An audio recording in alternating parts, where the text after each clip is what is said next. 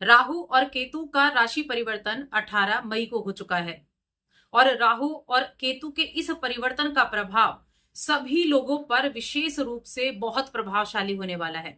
तो देखिए, राहु की बात तो हम कर चुके हैं। इस वीडियो में मैं बात करूंगी केतु के राशि परिवर्तन के प्रभाव के बारे में कि सिंह राशि और कन्या राशि के लोगों के जीवन में इस केतु के राशि परिवर्तन का क्या प्रभाव होने वाला है। जय माता दी दोस्तों, आप सभी का स्वागत है हमारे YouTube चैनल अमृता एस्ट्रो में।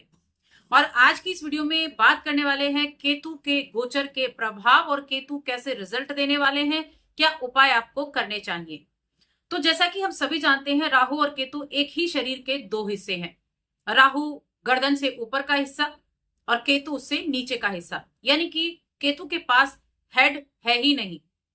अब ये जो दोनों ग्रह है ना, इनको ग्रह भी नहीं बोला जा सकता क्योंकि इनका कोई भौतिक स्वरूप तो है नहीं, इनको कहीं देखा नहीं जा सकता क्योंकि ये तो शैडो प्लैनेट है, मायावी है और सबसे ज्यादा प्रभावशाली भी यही है। अब राहु की हमने बहुत बार बात की है कि राहु क्या है। राहु आपको भौतिक चीजों से जोड़ते हैं, राहु आपको पारंपरिक चीजों से हटकर कुछ सिखाते हैं। जहां केतु की बात आती है तो देखिए, केतु राहु के एकदम विपरीत होता है।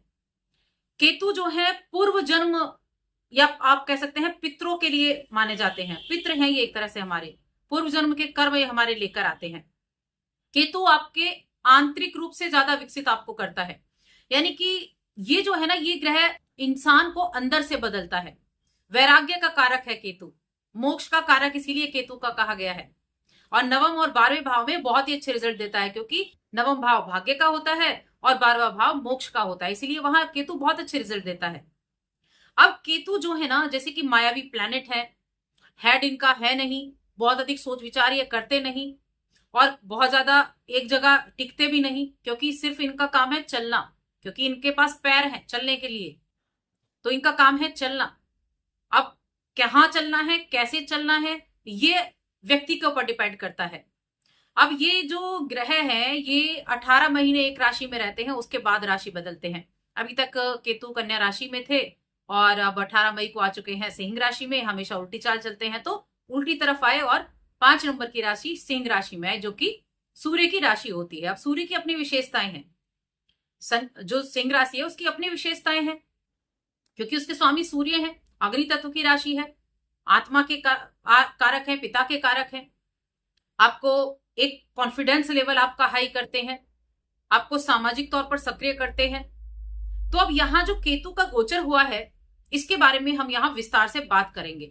सबसे पहले मैं बात करूंगी सिंह राशि की, उसके बाद बात करेंगे कन्या राशि की। लेकिन आगे बढ़ने से पहले एक छोटा सा निवेदन, चैनल पर आप पहली बार आए हैं और अभी तक चैनल को सब्सक्राइब नहीं किया है तो जरूर कर लें।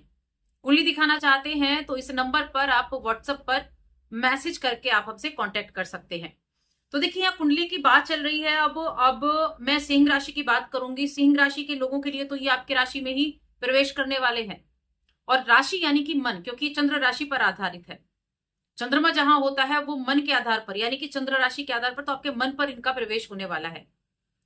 अब मन पर सबसे ज्यादा आपको ये प्रभावित करेगा, आपके हर एक चीज को प्रभावित करेगा। ओवरऑल जो आपका व्यक्तित्व है ना, उसको केतु प्रभावित करने वाला है।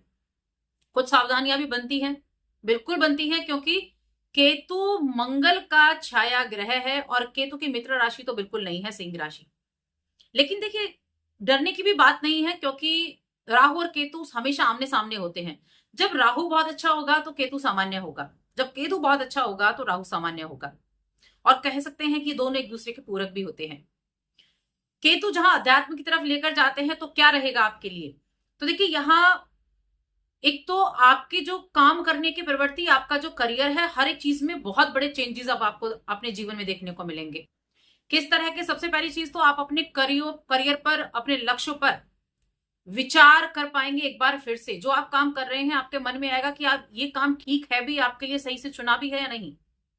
क्योंकि इस चीज को बिल्कुल ना भूलें, केतु डिटैचमेंट का कारक भी है। केतु डिटैच भी करता है चीजों से। जब राशि में, लग्न में बैठा हो ना, तो व्यक्ति को खुद से डिटैच कर देता है। पहले तो सारी चीजें होंगी, हम ये ठीक से कर भी रहे हैं या नहीं, क्योंकि ये क्या हेडलेस है। तो इसीलिए जब भी आप अपने काम को बदलने के बारे में विचार करें तो अच्छे से सोच समझ लें, अपने हर एक बारीकी पर आप ध्यान दे लें। करियर में बड़े बदलाव जरूर होंगे, इसमें कोई दो राय नहीं है। चेंजेस काफी बड़े तौर पर आपको देखने को मिलेंगे। और साथ में जब आप नए अवसर भी आपको मिलेंगे, ऐसा नहीं कि नए अवसर नहीं मिलेंगे। अगर आप बिजनेस करते हैं तो अच्छी अपॉर्चुनिटी मिलेंगी, जॉब करते हैं तो बिजनेस करने का मन में आ सकता है। लेकिन जब भी कोई अवसर मिलता है, उस अवसर का चयन करते समय आपको सावधानी बरतनी है, बस इसका ध्यान रखना है। क्योंकि जब आप समझदारी से, पूरी समझदारी से दूसरों का सहयोग लेके, अपने बड़ों का सहयोग लेके आप कार्य करेंगे, तब उसमें आप कह सकते हैं कि हाँ, ये चीजें आपके लिए ठीक रहेंगी। जहां आप अपने हिसाब से चलने वाले हैं, वहां दिक्कतें बिल्कुल होने वाली हैं। अब केतु के सामने क्या है, सप्तम भाव है, तो जीवन साथी के साथ थोड़ा रिश्तों में आप ध्यान रखेंगे, क्योंकि वैवाहिक जीवन पर भी इसका प्रभाव पड़ेगा। इस समय अवधि में इस गोचर का लाभ अगर आप उठाना चाहते हैं तो प्रकृति के साथ जुड़े। आप एक एनर्जी जो आप फील करते हैं उसके साथ जुड़े। देखिए, हमेशा केतु जहां बैठे होते हैं ना, उस घर से जुड़ी चीजों को आपको कह देना चाहिए कि नहीं, जो कुछ है वो, जो होना है वो होना है। तो ये चीजें आपको उस घर से जुड़ी हुई चीजों को आपको छोड़ना होगा, तब जाकर उसके अच्छे रिजल्ट मिलते हैं। लेकिन अगर आप उससे जुड़े रहेंगे तब आपको अच्छे रिजल्ट नहीं मिलते। आपका स्वभाव अलग होगा। आप अपने संबंधों से थोड़ी सी दूरी बना सकते हैं, थोड़ा सा दूर रहने की प्रवृत्ति हो सकती है, किसी कारणवश दूर जाना पड़ सकता है, जिससे व्यक्तिगत रिश्तों में थोड़ा तनाव हो सकता है। अब मैंने पहले कहा था कि डरने की जरूरत नहीं है। देखिए, केतु की हमारी जो जन्म कुंडली होती है ना, उसमें स्थिति कैसी है ये भी डिपेंड करता है कि उसमें आपके केतु की स्थिति कैसी है। उसके आधार पर भी आपको रिजल्ट देखने को मिलेंगे, और किस महादशा कौन सी चल रही है उसके आधार पर भी। लेकिन हाँ, थोड़े बहुत तो जो प्रवृत्ति है केतु की, वो तो थोड़ा बहुत देखने को मिलेगा। थोड़ी नोकझोंक हो जाए जीवन साथी के साथ, ये हो सकता है। पार्टनर के साथ थोड़ी नोकझोंक हो जाए, ये हो सकता है। थोड़ा बहुत ऐसा होगा। कामकाज में भी थोड़े चेंजेस आपको देखने को मिल जाएंगे। तो यहाँ सिर्फ सावधानी यही है कि जो भी कार्य कर रहे हैं, ठीक से सोच समझ कर, अच्छे से देखकर आपको करना है। भावनात्मक रूप से अपने प्रियजनों के साथ आपको जुड़े रहना है। अपने रिश्तों में अच्छे से सामंजस्यता आपको बनाकर रखनी है। ये चीजें आपके लिए ध्यान रखने वाली योग्य है। इसके अलावा ये थोड़ा सा हेल्थ संबंधी प्रॉब्लम भी दे सकता है। देखिए, केतु क्या है, एक रहस्यमयी प्लैनेट है। तो जब हम केतु के हेल्थ इशू की बात करते हैं तो क्या है कि ऐसी हेल्थ इशू होते हैं जो कभी पकड़ में ही नहीं आती। यानी आप बीमार चल रहे हैं, आपके शरीर को पता है कि आप बीमार हैं, यहाँ दर्द है, वहां दर्द है, आपने टेस्ट करा लिए हैं, टेस्ट में कुछ नहीं आ रहा है। ये केतु के निशानियां होती हैं, जब बीमारी पकड़ ही ना आए और आप परेशान हैं, लेकिन पता ही नहीं चल रहा है क्या बीमारी है, तो वो केतु होता है। क्योंकि ये वो रहस्य है जिसको जान नहीं सकते। केतु आपके आंतरिक रूप से भी आपके जीवन में बदलाव लेकर आता है। ऐसा नहीं केतु नेगेटिव है। केतु देखिए मोक्ष का कारक है, धर्म का कारक है, तो आपको धर्म से भी जोड़ेगा। आपका रुझान कुछ ऐसी चीजों की तरफ भी हो सकता है, ऑकल्ट की तरफ, रहस्यमय विज्ञान की तरफ, गुप्त विद्याओं की तरफ, इस तरह की चीजों की तरफ भी आपका रुझान रह सकता है। अब इस राशि के जो जातक मेडिकल फील्ड से हैं, देखिए केतु डॉक्टर भी बनाता है, व्यक्ति को चिकित्सक ये बनाता है। तो अगर आप मेडिकल की पढ़ाई कर रहे हैं तो मैं कहूंगी बहुत अच्छा है। अगर आप मेडिकल से जुड़े हुए प्रोफेशन में है तो मैं कहूंगी आपके लिए बहुत अच्छा है। बड़े अच्छे रिजल्ट आपको देखने को मिलेंगे। आप अपनी फेस वैल्यू को बढ़ा सकते हैं, उनके लिए अच्छा रहेगा। और साथ में थोड़ा सा बस ध्यान अपनी हेल्थ का, वैवाहिक जीवन का और पार्टनरशिप में काम का रखना है। जब भी कोई कार्य करेंगे, किसी नए काम की शुरुआत करते हैं या कोई कार्य है, तो अपने अनुभवी, अपने बड़ों की सलाह जरूर ले लें। इस चीज का ध्यान रखें। पितरों के कारक कहे गए हैं, पितरों का सम्मान करें, पितरों का आशीर्वाद जरूर प्राप्त करें। अब उपाय की बात करते हैं, क्या उपाय आपको करना चाहिए। तो एक तो शनिवार के दिन आप जो भगवान शिव का अभिषेक है वो काले तिल के साथ करेंगे तो बहुत अच्छा रहेगा। और शनि को भी आप काले तिल अर्पित करें, ये भी आपके लिए बहुत अच्छा रहेगा। साथ में सूर्यदेव को प्रतिदिन अर्घ्य जरूर दें। ये तो आप अपने एक नियम बना लें कि सूर्यदेव को मजबूत करना है, अर्घ्य देना है उनको प्रतिदिन।